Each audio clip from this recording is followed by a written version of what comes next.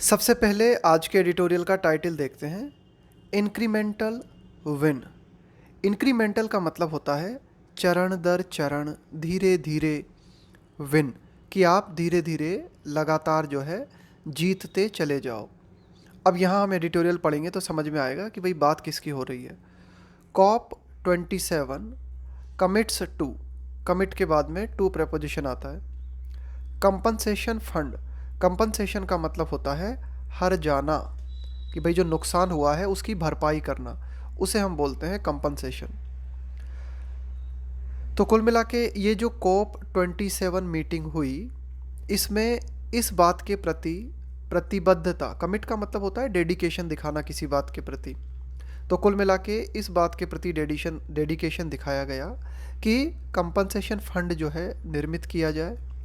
But leaves, लेकिन इस corp 27 ने इस बात को छोड़ दिया, यानी कि इस बात पर काम नहीं किया। Important questions for later, later के लिए, लेटर का मतलब है बाद के लिए, है ना, कि भाई कई महत्वपूर्ण प्रश्न थे, उन प्रश्नों पर जो है विचार नहीं किया गया और उन प्रश्नों को बाद वाली कॉप मीटिंग के लिए छोड़ दिया गया।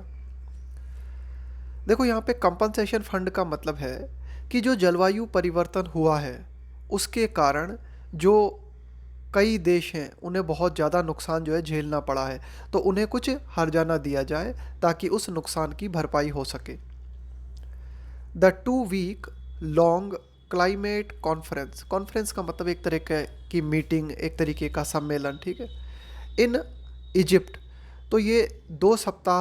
सप्ताह लंबा क्लाइमेट कॉन्फ्रेंस की जलवायु परिवर्तन से संबंधित ये जो मीटिंग हमें देखने को मिली, जो कि 2 सप्ताह से भी ज़्यादा चली, ये मीटिंग हुई इजिप्ट में। इस मीटिंग ने क्या किया है, has drawn to a close, तो ये मीटिंग जो है फाइनली समाप्ति की ओर आ गई है ना, समाप्त हो गई है। ड्रॉ टू अ क्लोज, इसका मतलब है कि भाई समाप्ति की ओर आना या समाप्त होना। तो ये जो है समाप्त हुई विथ अ सिंबॉलिक विक्ट्री, और इस मीटिंग में प्रतीकात्मक जीत जो है हमें हासिल हुई। In the form of, in the form of का मतलब हुआ के रूप में, अ फंड, तो इस मीटिंग में जीत इस रूप में हमें हासिल हुई कि इस मीटिंग में एक फ़ंड जो है क्रिएट किया गया, और उस फंड के माध्यम से क्या किया जाएगा, ये फंड जो है दैट विल कंपनसेट, ये फंड क्या करेगा, इस पैसे के माध्यम से जो है क्षतिपूर्ति की जाएगी, हर्जाना दिया जाएगा सम ऑफ द कंट्रीज, कुछ देशों को, बियरिंग द ब्रंट ऑफ, देखो bear the brunt of something, इसका मतलब होता है किसी चीज़ के निगेटिव परिणामों को भुगतना। तो कुल मिला के ऐसे देश जो कि climate change linked natural disaster, प्राकृतिक आपदाएं, ऐसी प्राकृतिक आपदाएं जो कि जलवायु परिवर्तन से कनेक्टेड है, यानी कि ऐसी नेचुरल डिज़ास्टर्स जो कि जलवायु परिवर्तन के कारण आ रही हैं और उनके प्रतिकूल या नेगेटिव परिणाम कुछ देशों को भुगतने पड़ रहे हैं, तो इन देशों को क्या किया जाएगा, कंपनसेशन दिया जाएगा, है ना। इस तरह की बात जो है इस मीटिंग में हुई।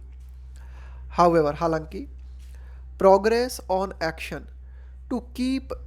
टेम्परेचर्स फ्रॉम राइजिंग, लेकिन इस बात के ऊपर कितनी प्रोग्रेस हुई कि भाई ये एक्शन भी लेना था, क्या, to keep temperatures from rising, कि टेम्परेचर को बढ़ने से रोकना, राइजिंग का मतलब है बढ़ना,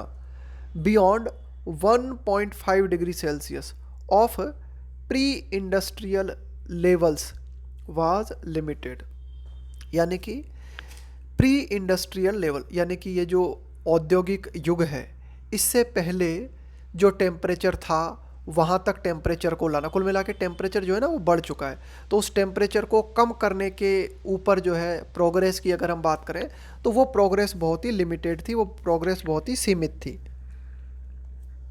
भाई गोल तो ये होना चाहिए ना कि ये जो लगातार टेम्परेचर बढ़ रहा है इसे नीचे लाया जाए, लेकिन इसके संबंध में कोई ज़्यादा बातचीत नहीं हुई है ना, इसके संबंध में ज़्यादा प्रोग्रेस देखने को नहीं मिली।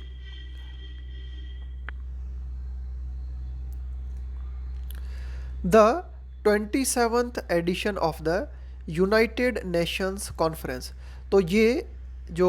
मीटिंग हमें देखने को मिली, हम कह सकते हैं कि ये 27वीं मीटिंग थी, 27वां संस्करण था ये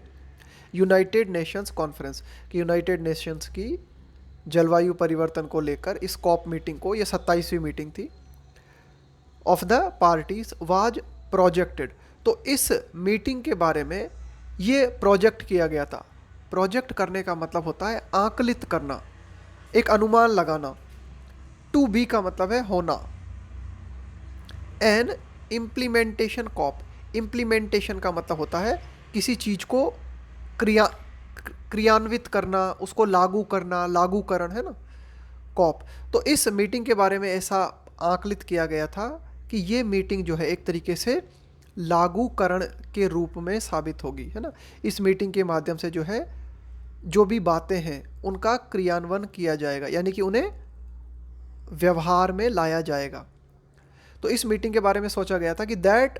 वुड हैव डिसाइसिवली रिजॉल्व्ड, तो इस मीटिंग के बारे में ऐसा सोचा गया था कि ये मीटिंग क्या कर देगी। वुड हैव,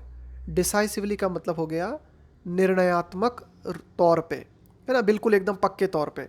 रिजॉल्व का मतलब है हल कर देना। तो इस मीटिंग के बारे में ऐसा सोचा गया था कि ये मीटिंग जो है पक्के में ऐसे प्रश्नों को हल कर देगी। कौन से प्रश्नों को? इन प्रश्नों को। On how developed countries responsible for the bulk, bulk का मतलब होता है एक बड़ी मात्रा, ऑफ हिस्टोरिकल एमिशन, एमिशन का मतलब है उत्सर्जन, यानी कि ये धुआं है, ग्रीन हाउस गैसेस है, कि डेवलप्ड कंट्रीज है ना जो कि रेस्पॉन्सिबल हैं। यहाँ हम बात करें तो डेवलप्ड कंट्रीज जो कि रेस्पॉन्सिबल हैं, जिम्मेदार हैं किस बात के लिए, कि ऐतिहासिक रूप से सबसे ज़्यादा जो उत्सर्जन किया गया है कार्बन का, ग्रीन हाउस गैसेस का, वो डेवलप्ड कंट्रीज़ के द्वारा किया गया है। तो ये देश जो हैं किस तरह से करेंगे, क्या करेंगे?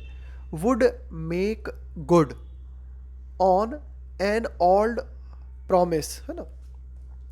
वुड, देखो यहाँ पे मेक गुड, इसका मतलब है किसी बात को संभव बनाना, ठीक है। तो ये जो विकसित देश हैं इस बात को किस तरह से संभव बनाएंगे कि जो एक ओल्ड प्रॉमिस किया गया था ना इन डेवलप्ड कंट्रीज़ के द्वारा, क्या था वो old promise? To provide developing countries, old promise ये था कि जो भी विकासशील देश हैं उन्हें उपलब्ध कराना, क्या उपलब्ध कराना? $100 बिलियन एनुअली बाय 2020। तो एक पुराना वादा विकसित देशों के द्वारा किया गया था कि 2020 तक जो भी विकासशील देश हैं उन्हें विकसित देशों के द्वारा $100 बिलियन जो है उपलब्ध कराया जाएगा। तो ये पुराना वादा जो है, इस वादे को आगे किस तरह से निभाया जाएगा, है ना। तो कुल मिला के इससे जुड़े हुए जो प्रश्न हैं वे इस मीटिंग से हल हो जाएंगे, ऐसा प्रोजेक्शन इस मीटिंग के बारे में किया गया था। एंड वेदर, और कि क्या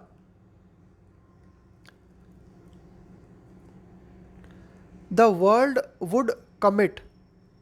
to end all categories of fossil fuel, का मतलब है यहाँ पे जीवाश्म ईंधन, और कि क्या पूरा जो विश्व है वो इस बात के प्रति डेडिकेशन दिखाएगा, प्रतिबद्धता दिखाएगा कि हर तरह की कैटेगरी के जो भी जीवाश्म ईंधन है उन्हें समाप्त कर दिया जाए। एंड नॉट जस्ट कोल, है ना, कि कोयले के साथ, है ना, सिर्फ कोल ही नहीं, सिर्फ कोयला ही नहीं, कोयले से अलावा अन्य जितने भी जीवाश्म ईंधन है उन सभी तरह की कैटेगरी को समाप्त करने के प्रति डेडिकेशन दिखाया जाए, है ना, कि क्या वर्ल्ड ऐसा करेगा या नहीं करेगा ना, ये भी एक मुद्दा था। Despite hours of negotiations, despite का मतलब हो गया के बावजूद, है ना, कई घंटों की चर्चा परिचर्चा के बाद, नेगोशिएशन का मतलब होता है बातचीत करना और बातचीत के माध्यम से किसी समाधान तक पहुंचना। तो कई घंटों तक जो है बातें चली, लेकिन दीज डेडलॉक, डेडलॉक का मतलब होता है गतिरोध, है ना। डेडलॉक का मतलब होता है एक ऐसी स्थिति कि कोई भी प्रोग्रेस आगे नहीं हो पा रही। रिमेन का मतलब है बने रहना, लेकिन घंटों तक नेगोशिएशंस के बाद भी ये कुछ डेडलॉक्स थे जो कि बने रहे।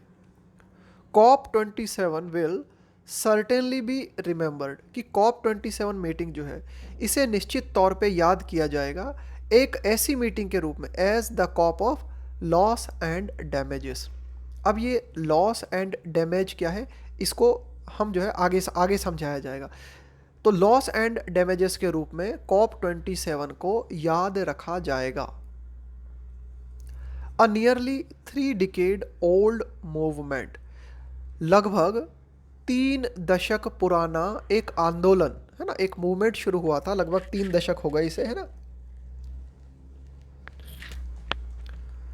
फर्स्ट इनिशिएटेड, इनिशिएट का मतलब है शुरुआत करना, by the island nation of Vanuatu, भाई एक द्वीपीय देश है वनुआटू, एंड द अलायंस, इसका मतलब है और सहयोगी देश है, ऑफ स्मॉल आइलैंड स्टेट्स, कि भाई छोटे छोटे आइलैंड है ना, छोटे छोटे द्वीपीय देश जो हैं जैसे कि वनुआटू है, इनके द्वारा ये आंदोलन शुरू किया गया था लगभग 3 दशक पहले। और ये जो आंदोलन शुरू किया गया था has come to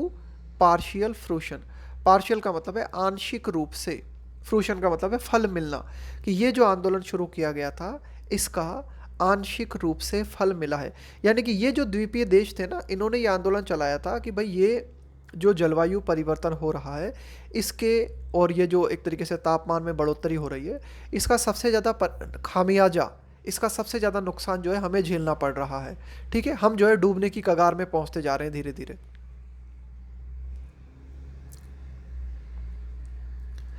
their will now be a dedicated fund,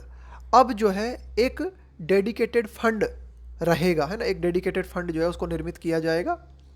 to compensate, और इस फंड के माध्यम से हर्जाना दिया जाएगा, क्षतिपूर्ति की जाएगी, किन लोगों की,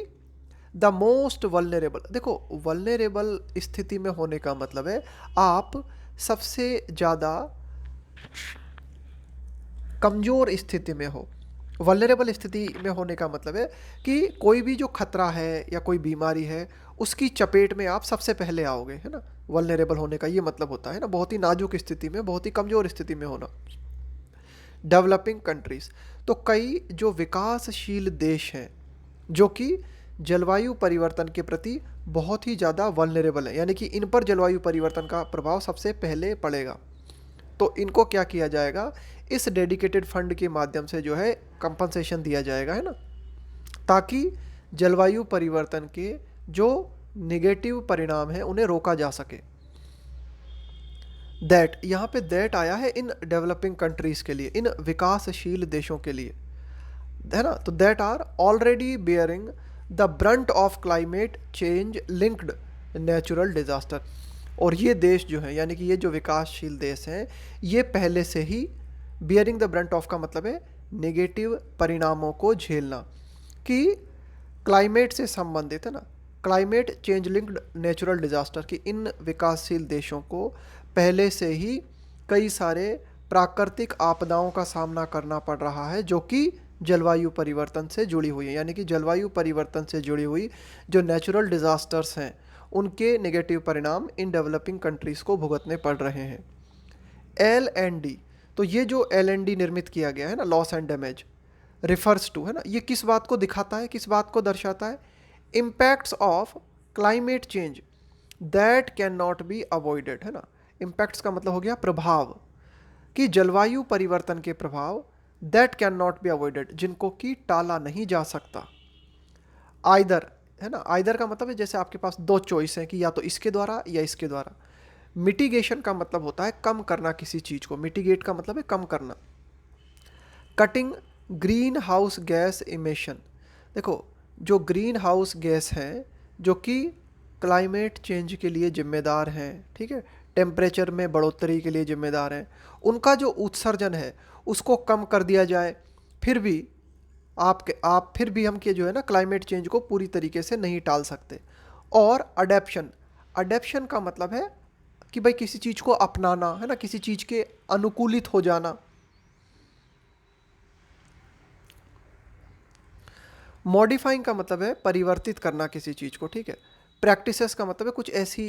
है ना, कुछ ऐसी प्रैक्टिसेस को फॉलो करना, है ना, कुछ ऐसी बातों को फॉलो करना। टू बफर अगेंस्ट, देखो बफर का मतलब होता है कि भाई एक तरीके से कोई ऐसी चीज़ जो कि रोकने का काम करे, जो कि बीच में आ जाए।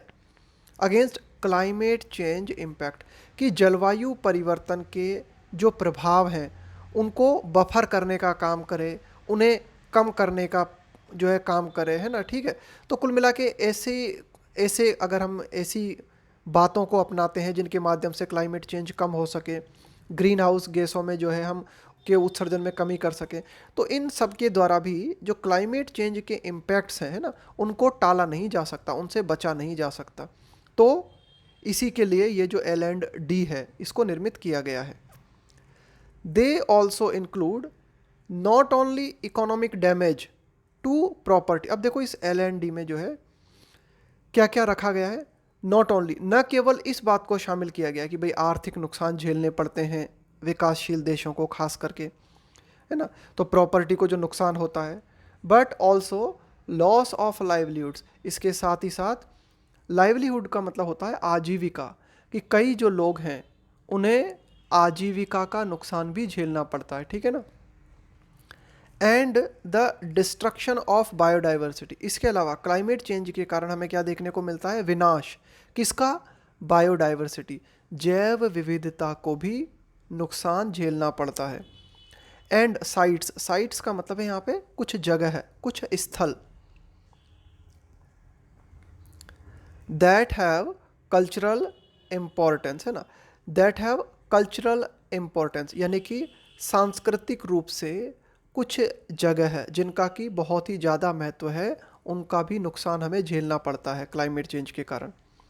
दिस ब्रॉडन, देखो ब्रॉडन का मतलब है दायरे को और ज़्यादा बढ़ा देना, है ना, और चौड़ा कर देना दायरे को। स्कोप का मतलब है एक तरीके से कि भाई कोई पर्टिकुलर क्षेत्र। दिस ब्रॉडन द स्कोप, संभावना, है ना, संभावना कह सकते हैं स्कोप को, for affected nations to claim compensation. तो जो भी प्रभावित देश हैं, यानी कि वैश्विक तापन के चलते, जलवायु परिवर्तन के चलते जो देश प्रभावित हुए हैं, वे कंपनसेशन की मांग कर सकते हैं और उनका दायरा जो है और ज़्यादा बड़ा हो जाता है ना। क्यों? क्योंकि इन सारी बातों को कवर किया गया है। ये जो हमने बात की ना, लाइवलीहुड को नुकसान होना, आर्थिक रूप से प्रॉपर्टी को नुकसान होना, है ना, सांस्कृतिक रूप से जो महत्व की जगह है उनका नुकसान होना, बायोडाइवर्सिटी का नुकसान। द टेक्स्ट अप्रूव्ड एट शर्म अल शेख, शर्म अल शेख इजिप्ट में उस शहर का नाम है जहां पर COP27 आयोजित किया गया है ना। तो इनको ध्यान में रखना है, ठीक है ना, करंट जीके में पूछी जा सकती हैं ये बातें। तो कुल मिला के द टेक्स्ट, यानी कि यहाँ पे उस टेक्स्ट का मतलब है कि भाई ये मीटिंग जो हुई, इस मीटिंग में क्या बातें जो है नोट की गई है ना, किन बातों को नोट किया गया। तो जो बातें हैं ओनली कमिट्स टू, उन बातों में इस बात के प्रति प्रतिबद्धता दिखाई गई है, किस बात के प्रति, अ फंड बीइंग क्रिएटेड, एक फंड जो है उसको क्रिएट करना, एक फंड निर्मित करना, एंड लीव्स डिस्कशन, और इन बातों को छोड़ दिया गया है ना, इस तरह के डिस्कशंस को, इस तरह की चर्चा परिचर्चाओं को छोड़ दिया गया है। किस बात की चर्चा परिचर्चाओं को, कि for how it is to be set up, कि भाई ठीक है फंड को सेटअप किया जाएगा, लेकिन इस फंड को किस तरह से सेटअप किया जाना है ना, किस तरह से किया जाएगा। सबसे महत्वपूर्ण बात जो है वो ये है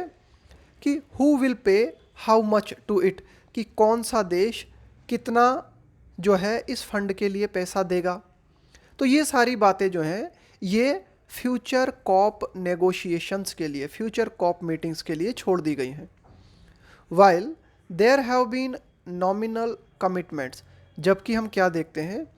नाम मात्र का कमिटमेंट जो है, प्रतिबद्धता, डेडिकेशन जो है दिखाया गया है, किसके द्वारा, स्कॉटलैंड और वालोनिया बेल्जियम के द्वारा, to donate to such a fund, कि इस तरह का जो फंड क्रिएट किया जाएगा उसके प्रति डोनेशन देने के लिए कुछ देशों की अगर हम बात करें जैसे स्कॉटलैंड है और बेल्जियम है, इन्होंने नाम मात्र का कमिटमेंट दिखाया है। The estimated L&D is already over $500 billion, की एस्टिमेटेड का मतलब है आंकलित, है ना, प्रोजेक्ट करना किसी बात को, कि एक आंकलन जो लगाया गया है ना कि L&D जो फंड होगा इसको कितना पैसा मिल जाएगा, तो लगभग ऐसा लगाया गया है आंकलन कि 500 बिलियन से ज़्यादा ये फंड होगा। ड्यूरिंग नेगोशिएशन दिस ईयर, है ना, कि जो भी बातचीत हुई है ना इस साल में, इस साल के दौरान, द यूरोपियन यूनियन प्रेस्ड, तो जो यूरोपीय संघ है उसने इस बात के लिए प्रेस किया, इस बात के लिए जोर दिया, हार्ड फॉर चाइना, कि भाई चाइना जो है ना वो भी इस फंड के लिए पैसा दे, ठीक है। द अरब स्टेट्स, इसके अलावा जो अरब देश हैं, एंड लार्ज डेवलपिंग कंट्रीज, इसके अलावा जो बड़े विकासशील देश हैं, इनमें, एंड दिस कुड यहाँ पे आया है पॉसिबिलिटी के लिए, इंक्लूड इंडिया, और अगर जब हम बात करते हैं बड़े डेवलपिंग कंट्रीज की तो इसमें भारत भी आ सकता है, ठीक है ना, भारत भी जो है शामिल होता है। तो कुल मिला के यूरोपियन यूनियन ने इस बात के लिए जोर दिया कि चाइना है, अरब स्टेट्स है, इसके अलावा बड़े जो डेवलपिंग कंट्रीज़ हैं जैसे कि इंडिया, तो ये देश भी जो है टू कंट्रीब्यूट, ये भी योगदान दें, ऑन द ग्राउंड्स, है ना, ऑन द ग्राउंड्स का मतलब है इस आधार पर, that they were large emitter, emitter का मतलब है उत्सर्जक, है ना, लार्ज एमिटर का मतलब है कि भाई ये देश भी ऐसे देश है जो कि ज़्यादा मात्रा में कार्बन का उत्सर्जन कर रहे हैं, ग्रीन हाउस गैसों का उत्सर्जन कर रहे हैं ना। तो इस आधार पे यूरोपियन यूनियन ने कहा कि भाई इन देशों से भी कंट्रीब्यूशन लिया जाना चाहिए। This already opens up fresh occasion, occasion का मतलब है कोई अवसर उपलब्ध करा देना, ठीक है। This already opens up fresh occasion for acrimony, acrimony का मतलब होता है कड़वाहट, है ना, इन फ्यूचर कॉप्स, कि भविष्य में होने वाली जो कॉप मीटिंग्स हैं उनके लिए एक तरीके की कड़वाहट जो है वो निर्मित हो गई है, ठीक है। एंड गिवन, गिवन का मतलब होता है इस बात को देखते हुए, इस बात को ध्यान में रखते हुए, दैट बेयरली, बेयरली का मतलब होता है मुश्किल से, that barely a third of committed climate finance has made its way to developing countries, है ना। गिवन दैट, है ना, इस बात को ध्यान में रखते हुए कि मुश्किल से एक तिहाई, है ना, अ थर्ड, ठीक है ना, one third of committed climate finance, कि जलवायु परिवर्तन के लिए, है ना, जो भी डेडिकेशन दिखाया गया है फंड के लिए, उसमें से सिर्फ जो एक तिहाई है, has made its way to developing countries, तो डेवलपिंग कंट्रीज उसके लिए कितना पैसा देंगे, वो सिर्फ एक तिहाई देंगे, ठीक है, दो तिहाई बाकी डेवलप्ड कंट्रीज के लिए जो है छोड़ा गया है, ठीक है। The L&D fund too might take years before it can, तो ये जो L&D फंड है इसके लिए भी कई साल इसे लग सकते हैं, before it can meaningfully operate, कि सार्थक तरीके से ये जो फंड निर्मित किया गया है इसका क्रियान्वयन हो सके, यानी कि ये जो है ऑपरेट हो सके, तो इसमें हो सकता है अभी कई साल लग जाएं। वाइल, जबकि द गेन, गेन का मतलब है किसी भी तरह का लाभ, है ना, इज इंक्रीमेंटल, इंक्रीमेंटल का मतलब होता है कोई चीज़ जो ग्रेजुअली होती है, धीरे धीरे होती है, कि भाई ठीक है कोई भी काम आप करते हो तो उसमें जो परिणाम है वो धीरे धीरे ही आपको प्राप्त होते हैं, तो गेन जो है वो इंक्रीमेंटल होता है। Countries ought not to lose momentum, कि जो भी देश हैं उनको ought not to lose, momentum का मतलब है चाल या फिर गति, उन्हें ये जो गति कॉप को दी गई है इस चाल को नहीं खोना चाहिए। एंड मस्ट वर्क, और जरूर काम करना चाहिए, हार्डर, और ज़्यादा काम, और ज़्यादा आप कह सकते हो वर्क हार्डर, कि और भी ज़्यादा मजबूती से काम करना चाहिए, टू इंश्योर, इस बात को सुनिश्चित करने के लिए, दैट कॉप्स, कि जो भी कॉप मीटिंग्स हैं रिमेन क्रेडिबल, ये जो है रिमेन क्रेडिबल, कैटालिस्ट, देखो कैटालिस्ट का मतलब होता है कोई भी चीज़ जो प्रेरित करती है ना, कोई भी चीज़ जो एनकरेज करती है, तो कॉप्स मीटिंग जो है ये एक, क्रेडिबल का मतलब है यहाँ पे विश्वसनीय, तो ये जो भी कॉप्स मीटिंग है ये विश्वसनीय कैटालिस्ट बनी रहे,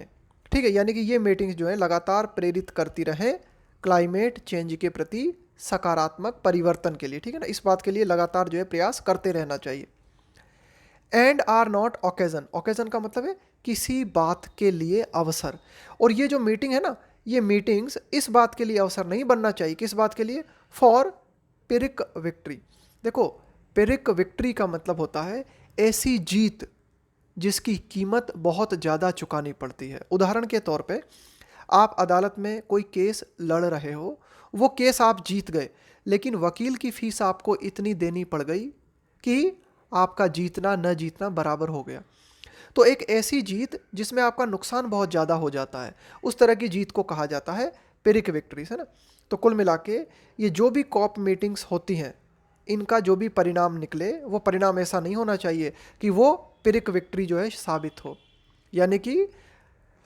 ऐसी जीत नहीं होनी चाहिए जिस जीत में आपका नुकसान ज़्यादा हो जाए। ठीक है, तो कुल मिला के ठीक है कि जो लाभ होता है वो धीरे धीरे ही दिखाई देता है, इंक्रीमेंटल होता है, ग्रेजुअली होता है, लेकिन गेन जो है इंक्रीमेंटल होने के बावजूद जो भी देश हैं उनको चाल या मोमेंटम को बनाए रखना चाहिए और इस बात के प्रति जो है और ज़्यादा प्रयास करना चाहिए कि जो भी कॉप मीटिंग्स हैं वे क्रेडिबल कैटलिस्ट बनी रहें और इस तरह का अवसर ना बन जाए, यानी कि ये जो मीटिंग्स हैं ये पिरिक विक्ट्री साबित ना हो।